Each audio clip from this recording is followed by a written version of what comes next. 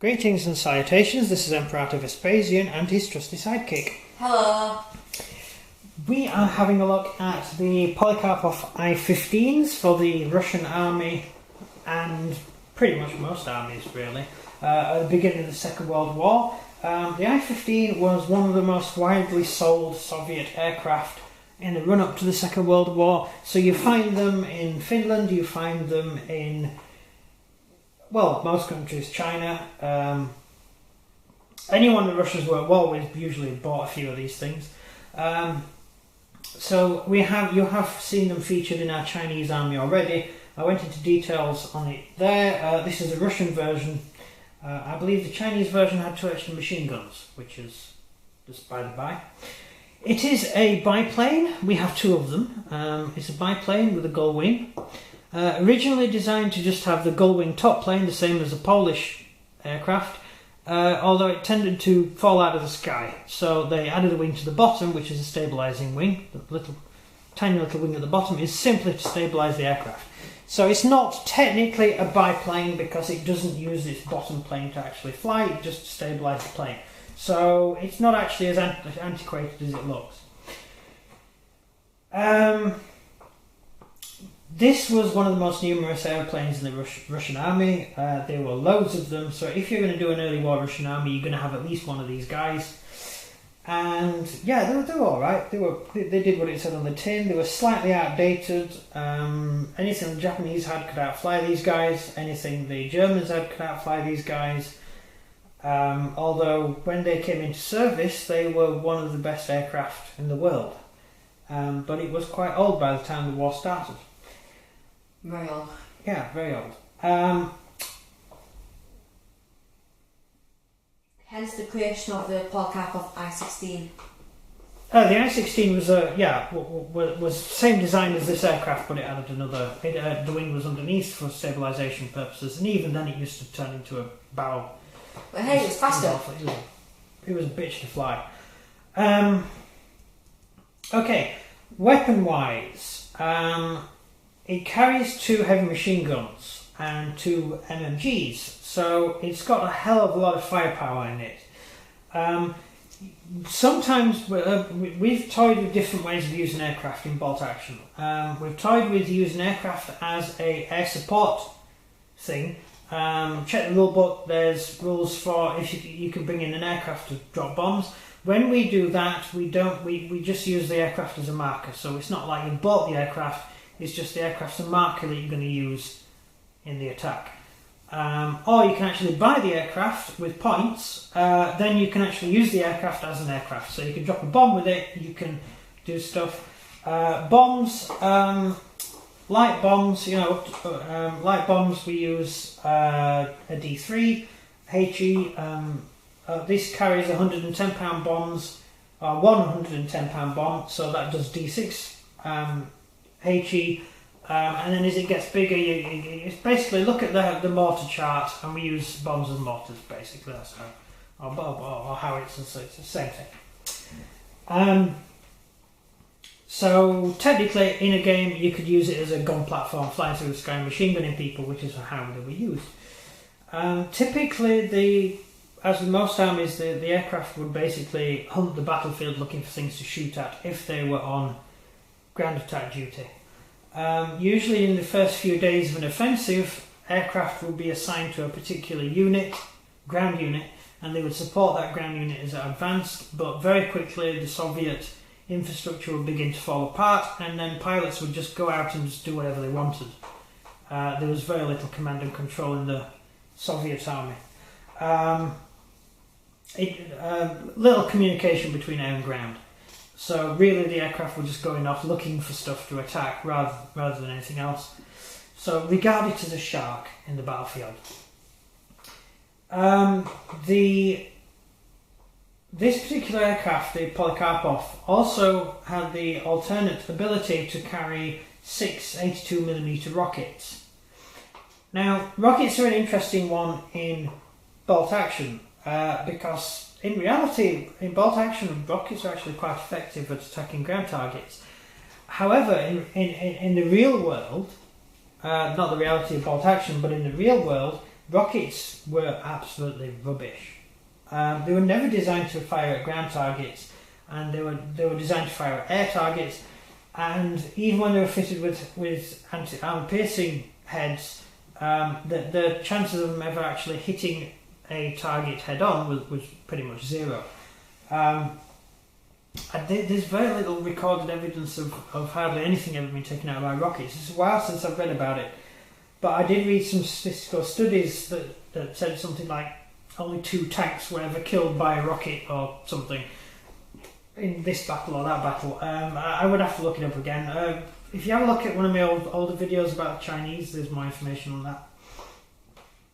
So it can carry 6 82mm rockets. These were used for anti-aircraft. They weren't actually, there's 2 ways the Russians use them.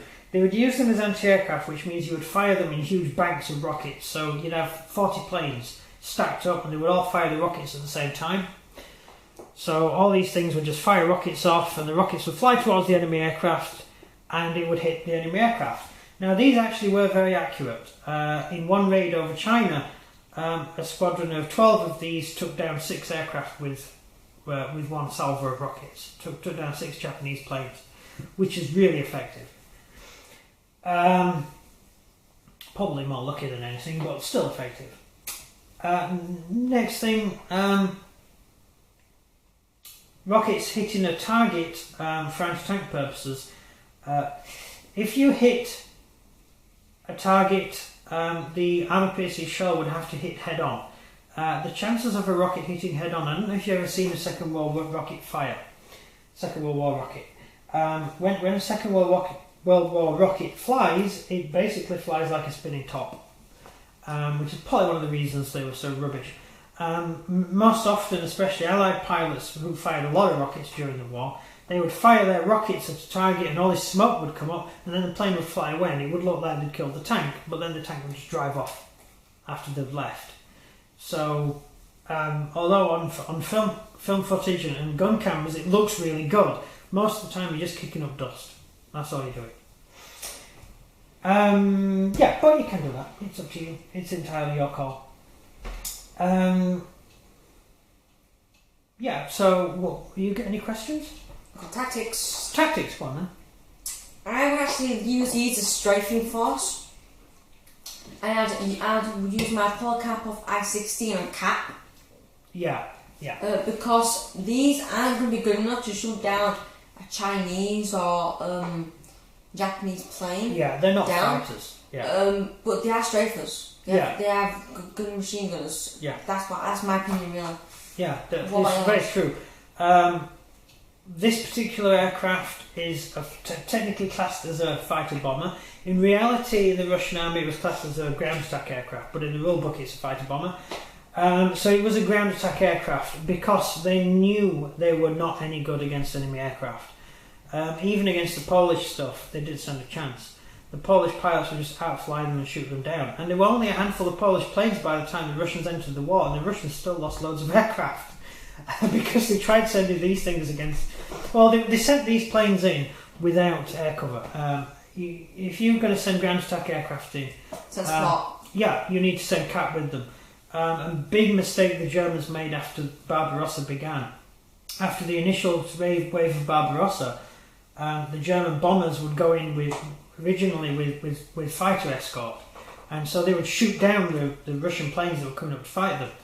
But then the fighter escort were withdrawn. After about the 3rd week of Barbarossa, the fighter planes were withdrawn and sent to support ground troops. And that meant that the bombers were flying on their own, and that's when things like this and the other version would come in and shoot down the German bombers, and the Germans lost a lot of bombers because of that tactic.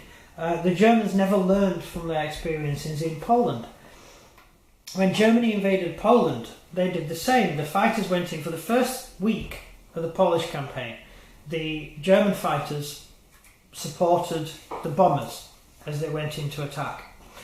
After the first week, after the 3rd day, some of the units were withdrawn and sent to be ground attack aircraft. So the bombers, where the Polish fighters that had been in hiding, could then hit the German bombers, which were almost defenceless. We were talking about Dorniers, the flying pencil. And they were just shot out of the sky by the Poles. And the Germans did not learn from that lesson. Because they'd won, they didn't think they'd done anything wrong. And so they lost a lot of bombers fighting the Russians. That's an interesting point. But very good point about strafing. And probably best used as a strafing aircraft than anything else, yeah.